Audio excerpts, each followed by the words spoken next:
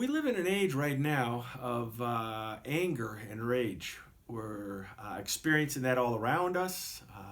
We have the pandemic, the plague, and the mandated lockdown, and on top of that, now we have civil unrest and protests, and then we have riots and looting and destruction, and those are not specifically all related, but they are related in one way, and that is anger and rage are front and center.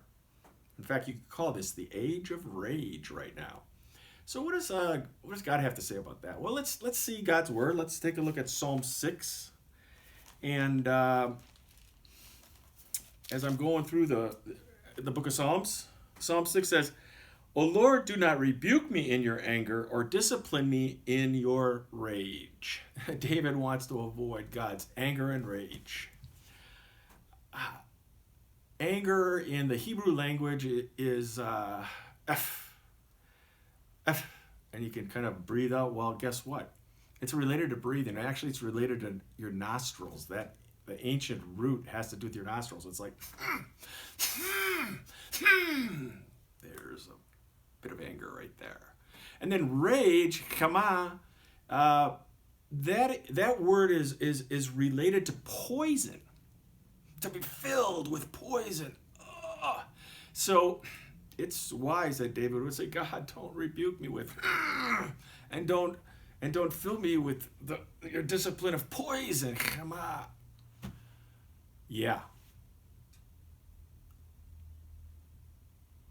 Then I think about, how does God deal with his own anger and rage?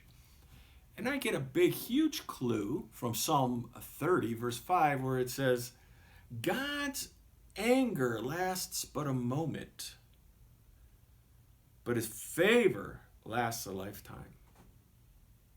And then I think about Jesus, and a lot of times, like now, I hear people saying, well, Jesus had righteous anger, and so we should have righteous anger too. And no, Jesus didn't have an anger that lasted.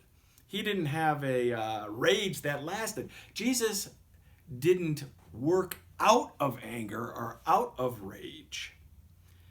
And in fact, even if he did,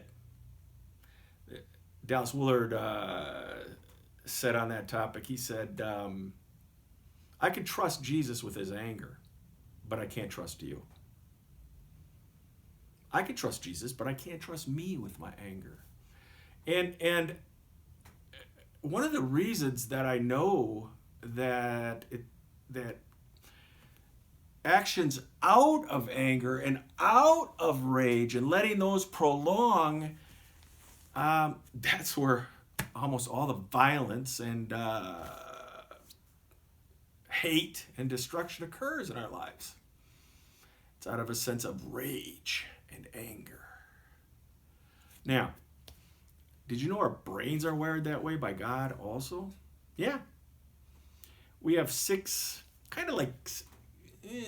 key negative emotions, and one of them is anger. And anger is located on our, the right hemisphere of our brain. It fires too fast for words, too fast for thinking. And one of the things about anger that's also interesting in the brain structure is that if you have prolonged anger, your circuitry is cut off to your prefrontal cortex. Well, what happens in your prefrontal cortex? That's your judgment center. That's where you do thinking and analyzing. And so basically, if you are operating out of anger and rage in a strong, prolonged way, you are literally out of your mind. But there's another system of circuitry that's also located in the right hemisphere of our brain, and that's relationships. And sure enough, prolonged anger and rage shut down our relational circuits where we can't connect to each other in a way that says, I'm glad to be with you. So let's think about these things. Dallas also said, there's nothing that I can do out of anger that I can't do better without it. Thanks.